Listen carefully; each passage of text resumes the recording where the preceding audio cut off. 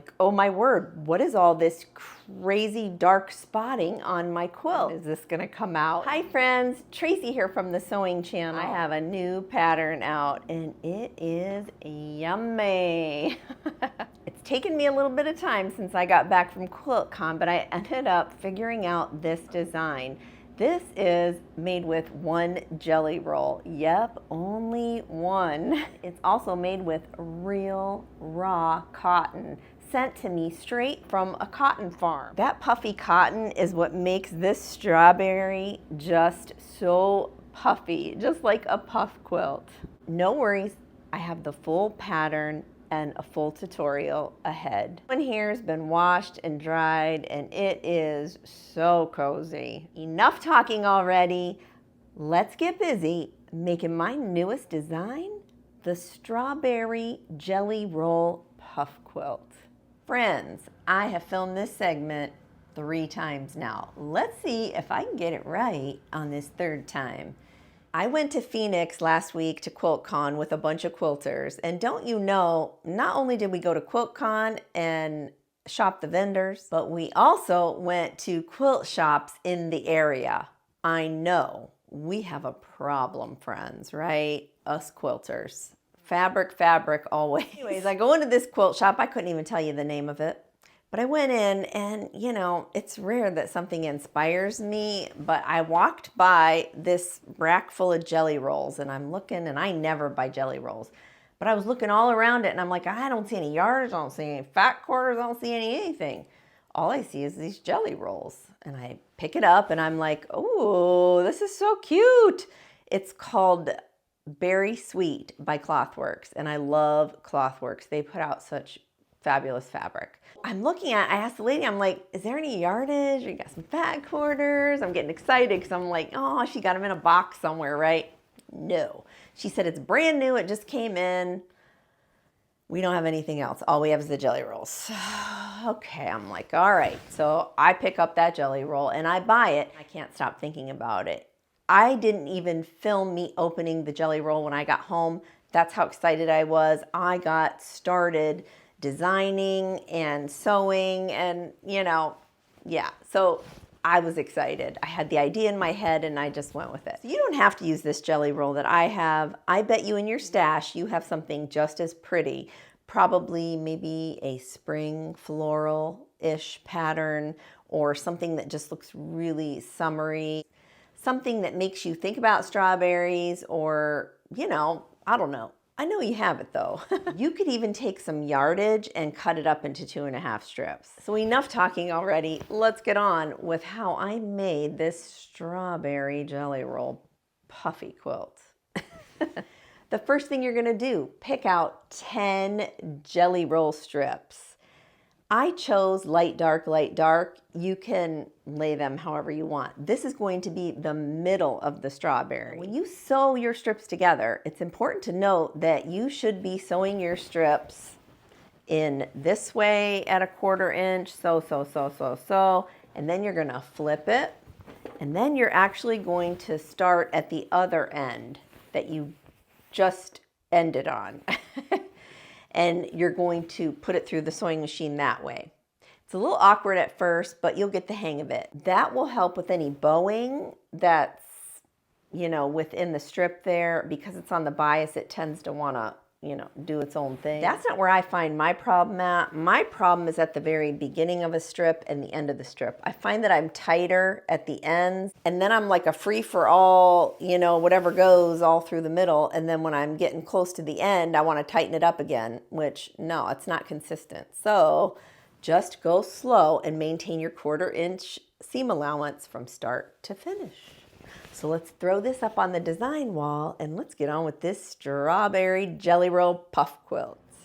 So my 10 strips are sewn. I've trimmed the sides to the measurements in the pattern. So the next thing we need to do is make the shape of a strawberry, right? Because, you know, I want one big strawberry and it's gonna all be done in these strips. I'm gonna pop a picture up here of the background strips and the colored strips together.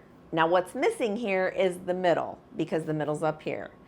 In the pattern, I will give you step-by-step measurements on all of those strips. What you're going to do is cut out one strip for each row and then just cut that in half and put it on the sides. I give you all the measurements in the pattern. There's nothing that will leave you wondering, what is that measurement? Because I give it to you. What you're gonna do is once you have, like the picture shows here, all of your white background strips right next to where they need to go on the strawberry, I also number them in the pattern so that way you're not gonna get mixed up. So once you have your background strips right next to your colored strip that's going to be sewn together, you're then going to sew them on together. And then once you get all of those white background strips connected to the colored strips, you are going to then sew the top portion of the strips together and then the bottom portion of the strips together. And you're gonna use that same alternating way of sewing like I showed you a minute ago. And then when you get the top and the bottom done, then you're gonna insert this right here and sew that. Then we'll add the green topper on, and then we should have something that resembles one big rectangle.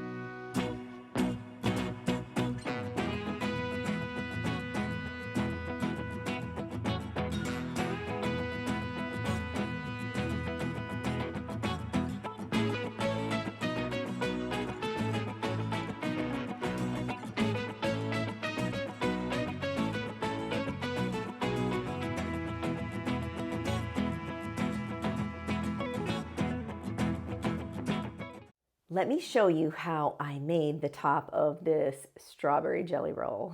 The first thing I did was choose 4 strips of the green for the top. Now you, like me, could have scraps left over from the initial top of the strawberry if you did it like me. I did use a couple scraps from that, and then I also used some of the strips from the original jelly roll bundle. I cut those strips into the size in the pattern, and then I just sewed them with a 1/4 inch seam allowance together. So essentially I have 4 strips all sewn together.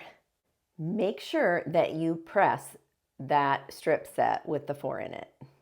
Next, after that, you're going to then take it down to the size that's in the pattern, and then you're going to grab some background fabric in the same size as that strip set square. You're going to lay right sides together, draw a line from corner to corner, and then you're going to sew a 1/4 inch seam allowance down both sides of that drawn line. Next, just slice right on top of that line after you've sewn it. Open up those half square triangles, give them a good hot press, and then trim them to the size indicated in the pattern. It's just that easy, friends. Now that you have the big half square triangles done for the top of this strawberry jelly roll quilt, you need to make the smaller version of the half square triangles. Take 2 of the green strips in a smaller size. Again, it's in the pattern. You're going to lay them right sides together, and you're going to sew a 1/4 inch seam. If I can find my foot pedal, that is. Oh my word, yes. Being in this Airbnb, I'm getting kind of tired of it. I miss my sewing room for real. I really do. Sew that 1/4 inch seam all the way down. gonna go over here and press it real quick. Once you have that strip set sewn together, you're then going to grab its background fabric. Make sure that you have the right side. It's so hard sometimes to see on these background fabrics which is the right and wrong side. So if you look in the light for a second, you'll see it. So you're just going to take that right side and put right sides together with that strip set. And then you're going to take your ruler and you're going to do the same as we did before to make that half square triangle. You're gonna draw corner to corner, and then you're just going to bring it over to the sewing machine and you're gonna sew a 1/4 inch seam down both sides.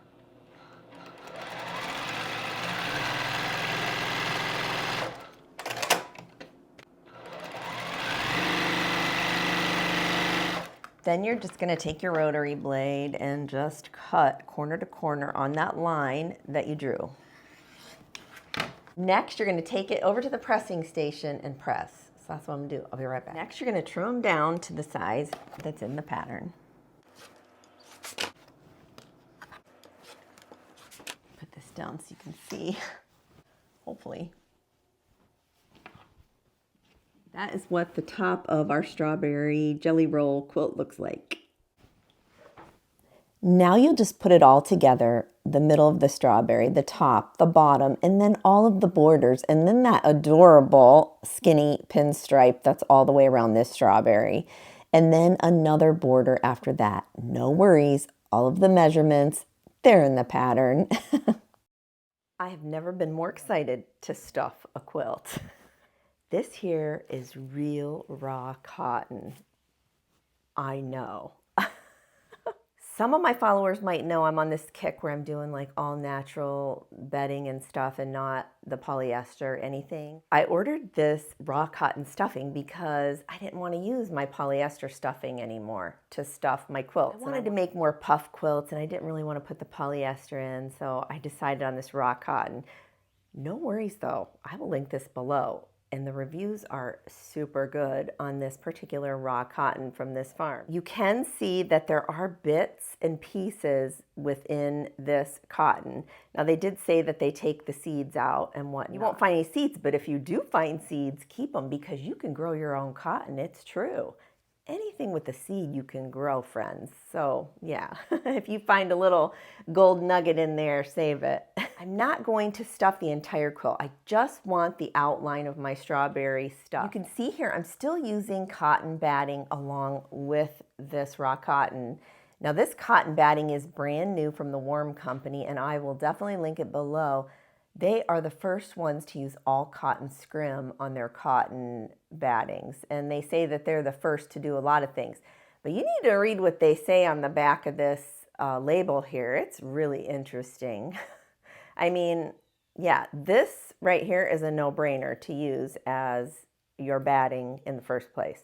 And then on top of that, if you're going to stuff it with some raw cotton, oh my word, it's going to be glorious, right? There are a few things that I'm going to do to this cotton to prep it and get it ready to process it before I try to stuff it into my strawberry.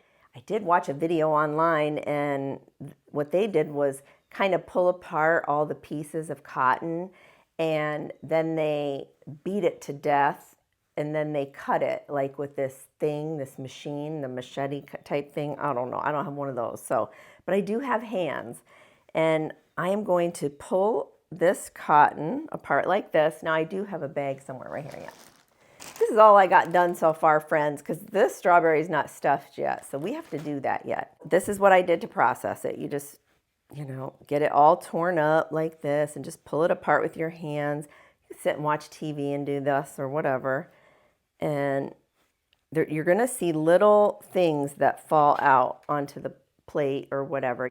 You want to make sure that you get all of these little things out. I think it's the leaf or the pod that held the cotton in. Once it dries, it gets kind of hardish and breaks up into tiny pieces. So that's all that is really. So I'm just going to keep tearing this apart. Doesn't really take that long. You get a feel for it when you don't see any more stuff really falling into the plate. And then of course you want to toss this little bits here. Next, you're gonna grab your mat here and your rotary cutter and you're gonna lay it out onto your mat. If you see anything else, pick it out. If it gets stuffed into your quilt, it's not a big deal. It's all natural, it's fine. It'll wash and wear just like normal cotton would. And for those of you that need a reference, this is 5 pounds of cotton, and I haven't even taken it all out, so it's mashed down in there pretty good. So yeah, it's a lot of cotton. But I'll use it, I'm sure I will. Next thing I did after I pulled apart and got all this little dust stuff off, I then just went and just rotary cut little bits of this. And you will want to clean your mat when you're done or use an old mat. Make sure your fingers aren't in the way.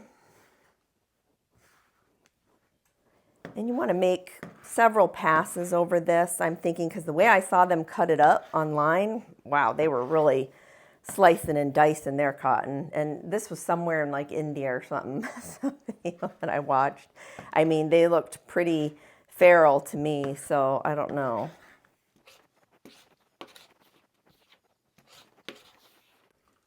Okay, so once you have it into this right here, see, it's just like little like clouds of like angel feathers or something. I don't know. It's just beautiful. It really is beautiful. Then I'm just going to put it in this bag with my already processed cotton. And then I know that these are little chunks of just beautiful fluffy pillows in here just waiting for me. Okay, friends, here's my plan. Now I've already taken some of these too, which I can take some of those off and show you. I think since this is going to stick really good with my shreds right here, what I'm going to do is take my glue stick and I'm going to add glue to all of the area that I want puffy. Then I'm going to take and push that up on the glue there. And this glue is totally washable and the purpleness goes away.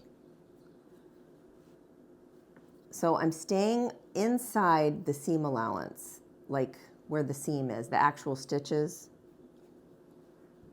And I haven't decided like how puffy I want it or how it will mat down. I don't really know all that, the ins and outs of how this is going to react. I'll know more at the end of this, unfortunately, after I'm done, to know whether or not I needed more or less. But yeah, that's all I'm going to do is just stick this everywhere. And I'm going right over top of where these seams are because I have decided that I want to do a cross hatch on this, you know, like the X shape going down the entire strawberry. But I don't know yet how I'm going to do this green part yet. You know, I never know until the moment I go to do it. The main thing is, though, you got to make sure that this is stuck on here. Otherwise, it's going to fall out before you can even get it on there. Once I get this stuck on here, I'm only connecting it to the batting itself. There is no backing on this yet because I want to outline this with the batting on it only so that way it puffs up more. And then when I go to do the cross hatch, I'm going to then connect the back to it. So I hope that makes sense for you. This is probably going to go through a lot of glue sticks. I'm probably going to have to stop and go to the store and get more. Because I had thought about, you know, going through the actual lines, but I think it would mat down too much. I think it will give it the look of the lines just being pieced the way I pieced it in the strips. And then with that cross hatch, it'll give it that real nice puffy look, right? And I'm going to pull this back here in a minute and show you what this looks like or how puffy it's going to be.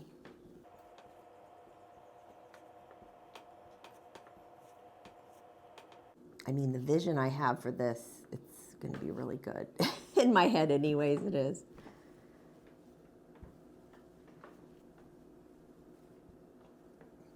Again, I'm staying all in here because I want to give it that super puffy look. And we may need to add more cotton on there, friends. I don't know. Let's take a look at it, though. I think they call this maybe trapunto or something like that. It's called something in quilting. I'll have to look that up. Okay. Ooh, look at this, little puff clouds. I love it. So as you can see, when I go to push, say that down right there, you can see that that is going to puff up. But do I need more? Yeah, I'm thinking I need more, friends. But I'm hoping my needle can go through all that too. And then over here, and then the whole strawberry will be like that. What do y'all think? Oh my word, do you think it's gonna turn out? I sure hope so. Got these pieces done here. They're stuffed. And what I'm gonna do is attach it from this side first onto the cotton batting that I have here. So I kind of push that over. And then I'm going to delicately lift this side up. Ooh, delicately. I already put the glue on there though, remember, in the last minute ago. Don't put the glue just yet like I just did. What you want to do is, oh good, it didn't stick yet because I didn't push it down. Now add the glue on after you've rolled that first part back, because that's going to anchor this down so we can pull the rest that way. So that was the mistake I just made. So yeah, just go ahead and dab your glue everywhere.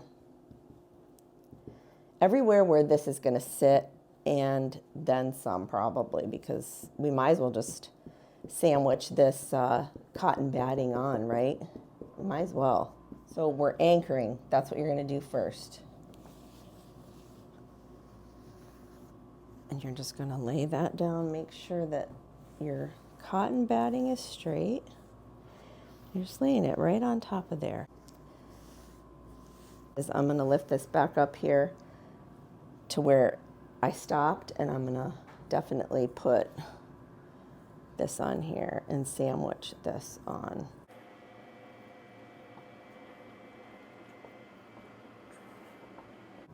I mean, if you don't want to put it on your batting too, you can always go here. It's a lot smoother on the cotton than it is on the batting. So that's a tip for you.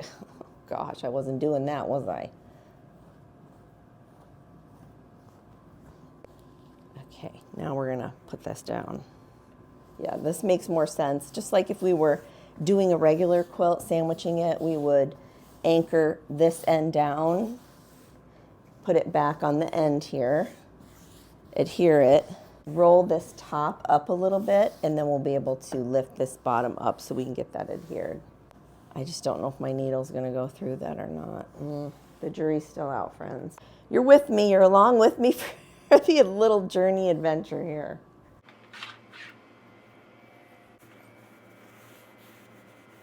I can already feel it feels a little light right there, but now I've rolled this bottom piece up nicely, and I'm going to lift it up and expose where I need to put the cotton batting. Things are shaping up. This piece looks like it's coming out, so I'm just going to put some glue on that and just pat that down. Oh, this is going to be so nice, friends. Now this was the spot right here that I thought was a little low, so I'm just going to take and pop some right there. Now I'm only putting glue on the strips, and you can see I found this clear glue stick that I had brought, and I have no more purple, so I will be running to the store and we will have to reconvene. So all I'm doing is just putting the glue down, and I'm putting about, every time I lay something down, it's about just that much, I don't know, that much right there, just in my fingertips, kind of spreading it out. The only thing with the clear, you can't see where you're putting it. I'm not trying to put it right on the seam allowance there. I'm putting it right on the inside of the seam allowance.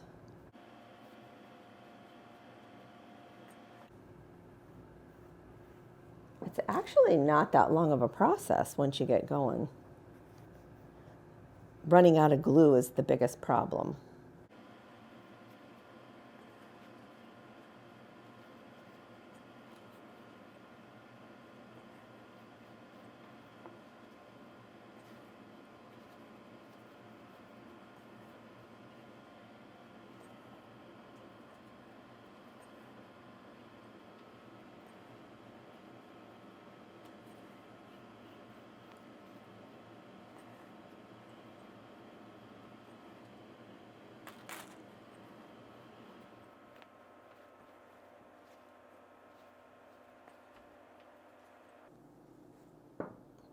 Now there's no doubt that doing it this way and puffing this out in the center, it is going to bring the final quilt size down, you know, especially after we finish quilting and all that too. You know, quilts shrink after you quilt them. So I'm just feeling along. Yep, no, it feels good. Next, we're gonna put some glue. Let's see, along here to get it to stick.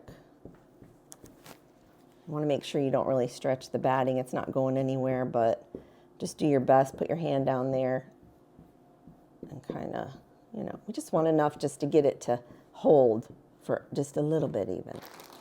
I mean, it's gonna hold, trust it. All right. Put this down.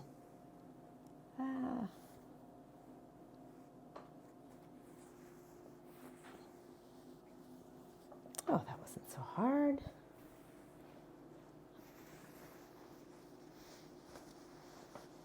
I'm going to go in here, right here, and just press that down. Make sure that your batting is nice and pulled taut, so not taut, but you know, enough to where it's just laying there where it's going to connect. And then I'm going to lift that back. See how nice? Okay. It's hard when you're trying something new.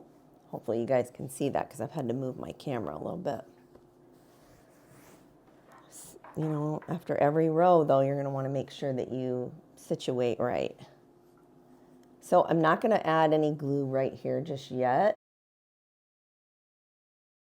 These are the next 3 rows that I have attached the little puff balls of cotton on.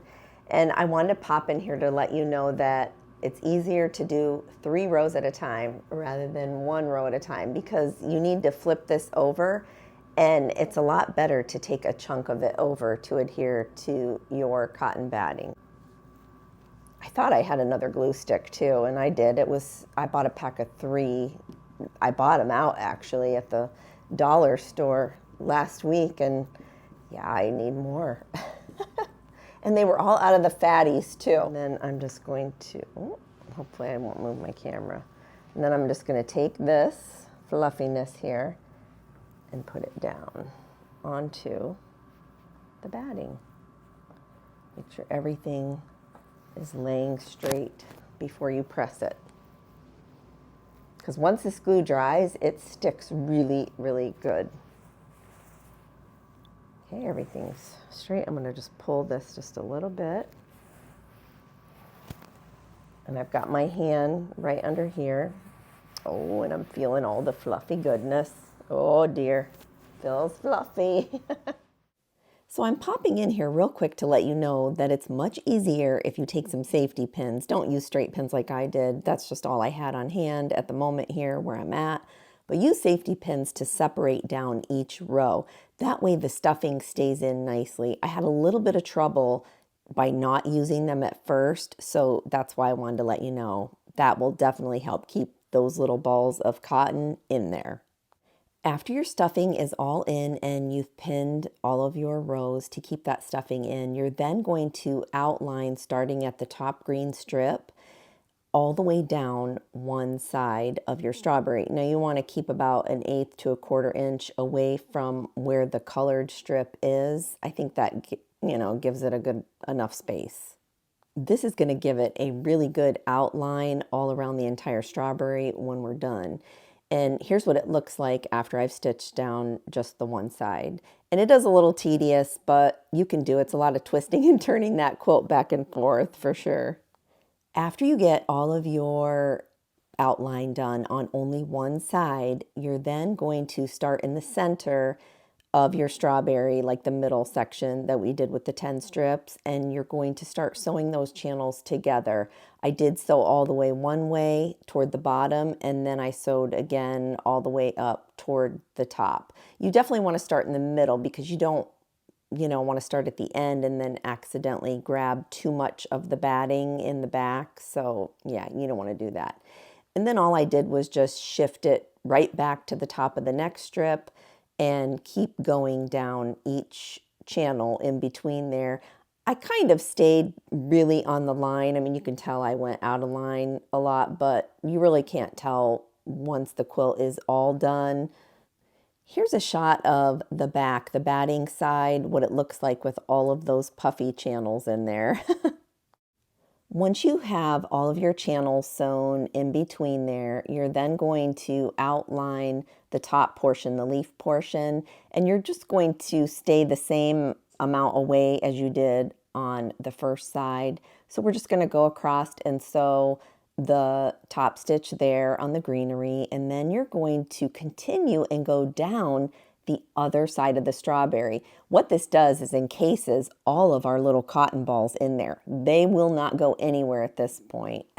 Once your strawberry is totally encased, you're then going to make sure that you have, your adhesive, your glue based, whatever, and baste the quilt top on the sides and the top, if it came undone, to that batting. Now you're all set to put that backing on, and you don't have to use gauze. You can use just regular cotton, quilting cotton if you like. You can use whatever you want. And you're going to baste that on just like you did before, and you're going to be using that glue stick or your basting sprayer, however you do it. Now it's time to make sure that we adhere all 3 layers together. And I didn't do that with the first sewing on this quilt, which was to make those channels and encase those little puff balls in there. So now what I've decided to do is take some embroidery thread and just outline with some big stitch quilting around this entire strawberry. And that just kind of frames it all in. And you can see there's some stitching on the back. And I'm going to start by going in on the opposite side of the seam, right there. And there's a knot in my thread already, and I'm just going to pull it through. Before I pull that knot through that little hole, I wanted to give you a quick tip. If you feel like it's too tight to get that knot through, just take the tip of your needle and kind of ease it down into that hole and spread those fibers apart, and then it just slides in like magic. And then you can take the tip of your needle, if you have a tail still there, and just kind of wiggle it back down into the batting area. And then you can see there that I just continue on with big stitch quilting, and my stitches are not consistent at all. You can probably see that, but yeah, I'm still new at it, or I just don't really care. I'm not sure which one that is, but they don't bother me being inconsistent, that's for sure.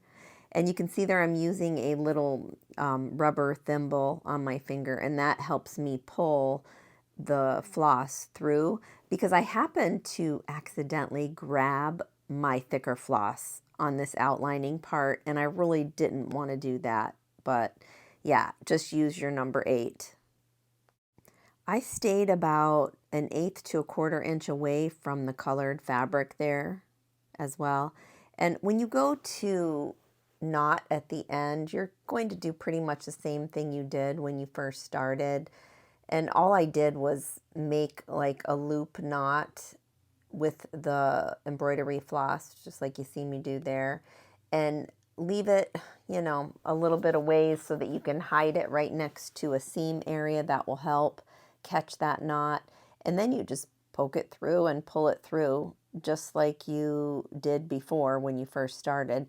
And that'll pull straight through, and then you'll have a knot, and that'll be it. And you can be done with that anyways, right? Get ready to turn your volume up real quick, because I want you to hear this pop. Ready, set, here you go. Now that pop is really satisfying, because it's really hard for me to get those knots through those holes. I don't know about you all, but it is for me. So I wasn't for sure on if I was going to machine quilt the crosshatch or do big stitch quilting on the strawberry, because I just wasn't sure how the cotton was going to react in there. But definitely I needed to do the big stitch quilting, because there was no way my sewing machine was going to make it through all those layers. I mean, it probably could have, but there would have been some skip stitches, which I did not want. I wanted it, you know, to be more together and whatnot. So this is what I came up with. I just happened to have this tape on hand. The tape was about 1.88 inches in width, and I just laid it out diagonally onto the strawberry, and then I just started big stitch quilting at that point. Because the marker that I had that was supposed to erase with air, it seemed like when I would put that on there, it would like quickly dissipate, and then I couldn't see the line anymore. I'm like, well, this is no good. This like disappears like immediately. And so I needed it to be on there longer. So I just took the tape and laid it right across there, and then laid the next piece of tape across there, and that seemed to work out pretty well. Okay, friends, I'm not sure if you can see or not, but I'll change the angle here in a minute. But I've decided to do the swirls on the outer edges of this quilt. Swirls are one of the easiest ones to do, so I think that's why I've decided on it, because this was a long time right here to put all of this big stitch quilting in this strawberry. So yeah. And I'm just using white thread for this. And I'm staying within this pink border too.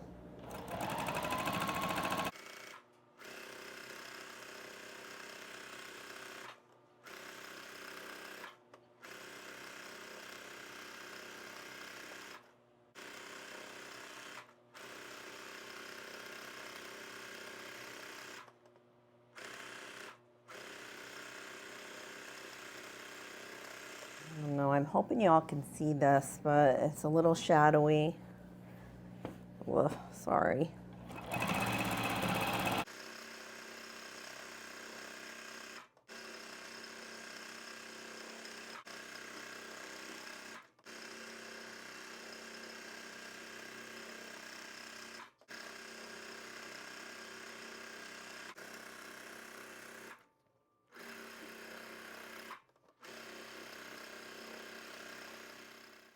So this is what I ended up with after I did the cross hatch by hand in the center of the strawberry, and then all of those cute swirls all around it. After this, I then trimmed it square on all four corners. For the binding, I took all of the extra jelly roll strips that I had left over and I connected them together. I didn't do it at an angle, I just did it straight on, and it didn't matter the length either. But since I do like a wider binding, I folded it longwise like you see here in the photo, leaving about a 1/4 inch space on the edge, and then I put a stay stitch all along that long edge, making sure that that stayed down. I also pressed it too. This will give me a little bit more wiggle room when I go to flip that binding over to the other side and stitch it.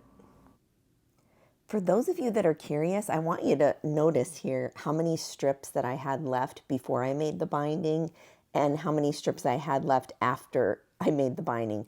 I was shocked that I still had fabric strips left to throw into my scrap bin. Oh yeah, I had leftovers. I started attaching my binding on the back of my quilt so I could then flip it to the front.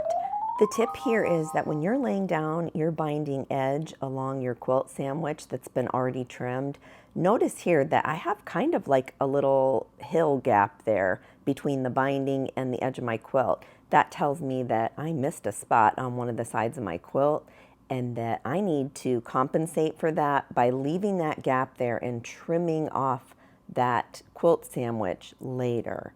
So that's a huge tip for those of you that can't seem to get your binding wrapped around to the front or the back of your quilt when it's all said and done. It's a game changer. You need to watch out for that. I also want you to take note that I am sewing directly on the stay stitch line that I sewed when I left that gap when I made the quilt binding. To miter the corner, you're going to sew a 1/4 inch away from that corner. Then you're going to stop and you're going to sew at a 45-degree angle right off the edge of that. Then you're going to take your quilt binding and flip it over onto itself and make sure that you have a straight edge there at the corner. And then you're just going to shift it like you see me do here, and you're going to back stitch at the edge there. And then you're going to just continue on with your 1/4 inch stitch. So I've showed you before how you close up your binding when you have your angle cuts on your strips. So let's do it with the straight sewn binding. All you do is fold them onto themselves, just like you see here in the video, and you leave that 1/4 inch gap there. And then you open up the strips, and of course I have to unpick because I put that stay stitch on the edges, so I'll have to unpick both sides, and you will too if you did the same thing. And I did cut off a lot of the excess of the stripping, so I didn't have, all that at the sewing machine. But you can still see there I have that memory crease, but I went ahead and marked the center of those lines just with the pencil there like you see me doing, because I couldn't really see the line of the memory crease, so that helped. Next, you're going to grab all of that slack that's in between those two strips that are attached, and just with a couple clips, that's all, just to get that bulk out of there so that you can bring those two strips together. You're going to make those dots kiss right sides together, and then you're just going to simply keep those lines straight, from the memory crease. Go ahead and pin it, then take it to your sewing machine and sew right on that crease that you made. And you should end up with, a nicely bound binding there on the ends.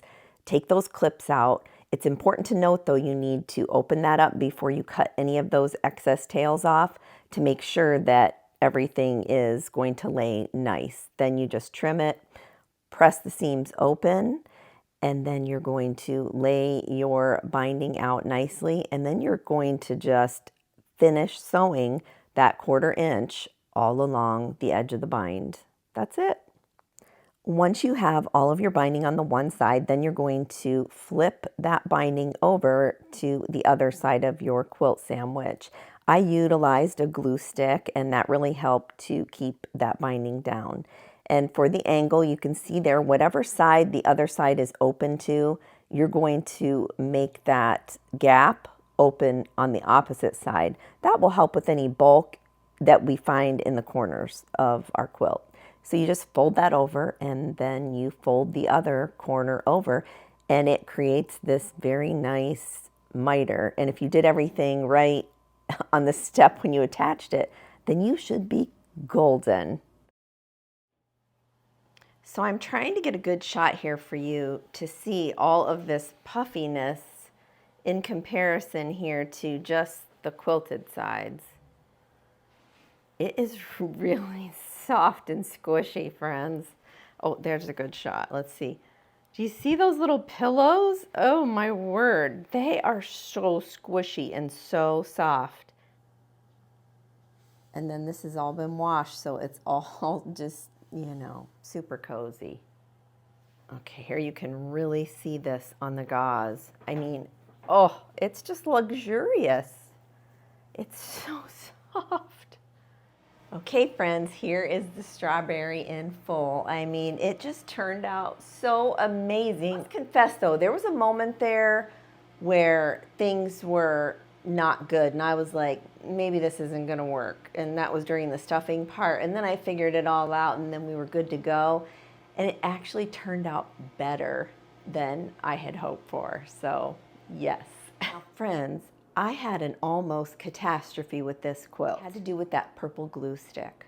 Now I know a lot of you have told me in the past, don't use it because the purple does not go away.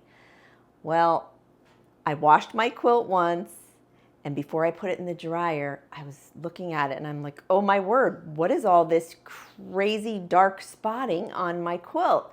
Well, it just so happened to be that purple glue stick. What's wrong?